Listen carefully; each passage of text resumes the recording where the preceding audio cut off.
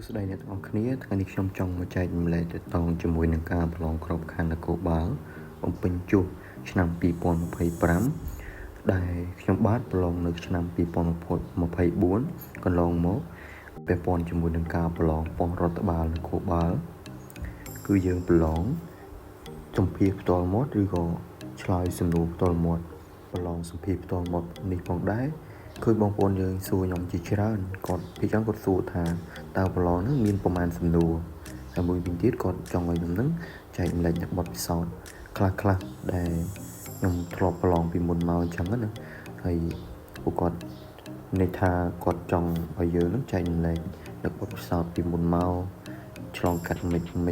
ដើម្បីឲ្យគាត់ហ្នឹងបំបត្តិនៅការភ័យខ្លាចមួយចំនួនដែលចូលទៅប្រឡងត្រៀមខ្លួនជាមុនអញ្ចឹងណាសំណួរដែលគាត់ពិចារណាគាត់សួរមកខ្ញុំថាសំណួរសម្ភាសផ្ទាល់មាត់ហ្នឹងមានប្រមាណសំណួរអាហ្នឹងអាស្រ័យទៅលើគណៈកម្មការគាត់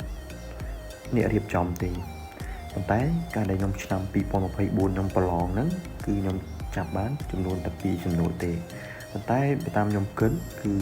អាចនឹងមាន2ទៅ3សំណួរអាស្រ័យទៅលើប្រធានឬក៏សំណួរ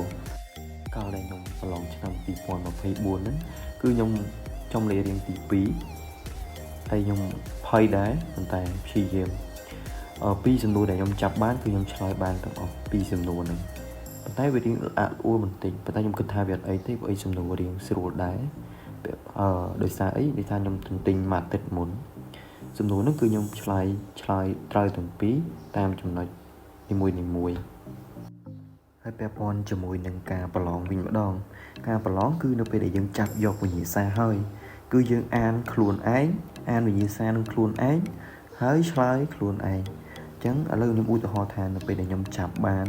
នៅសំណួរហើយគឺខ្ញុំឆ្លើយខ្ញុំអាននៅសំណួរហ្នឹងហើយឥឡូវខ្ញុំឧទាហរណ៍ថាតើ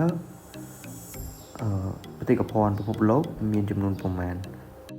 អញ្ចឹងនៅពេលដែលយើងអាននៅសំណួររួចហើយគឺយើងឆ្លើយចម្លើយដែលយើងបានរៀនឬក៏បានត្រៀមទុកនឹងអូតូហ្មងតើអត់មានចាំយូរទេអញ្ចឹងរួចនៅពេលដែលយើងឆ្លើយនៅសំណួរទី1រួចអញ្ចឹងគឺយើងនៅឆ្លើយសំណួរទី2បន្តទៀតយើងអានសំណួរទី2រួចយើងឆ្លើយនៅសំណួរទី2ហ្នឹងហើយពាក់ព័ន្ធជាមួយនឹងការភ័យអាហ្នឹងគឺអាស្រ័យទៅលើបុគ្គលម្នាក់ដែរសូម្បីតែខ្ញុំក៏ខ្ញុំភ័យដែរប៉ុន្តែខ្ញុំព្យាយាមធ្វើឲ្យអង់អាចក្លាហានមើងម៉ាត់អញ្ចឹងគឺឆ្លើយសំណួរពាក់ព័ន្ធជាមួយនឹងសំណួរឆ្លើយគឺយើងឆ្លើយឲ្យម៉ាត់មួយឲ្យច្បាស់កុំអត់ច្បាស់ហើយអត់លឺទៀតគឺឆ្លើយឲ្យលឺអញ្ចឹងវីដេអូខ្ញុំគឺមានតែប៉ុណ្្នឹងទេដែលបងប្អូនយើងតែងតែសួរខ្ញុំអញ្ចឹងសង្ឃឹមថាវីដេអូមួយនេះគឺមានសារៈសំខាន់ទៅដល់បងប្អូនយើងហើយនេះគឺជាវីដេអូទី1ដែលខ្ញុំធ្វើ YouTube អញ្ចឹងសង្ឃឹមថាបងប្អូនយើងជួយ Subscribe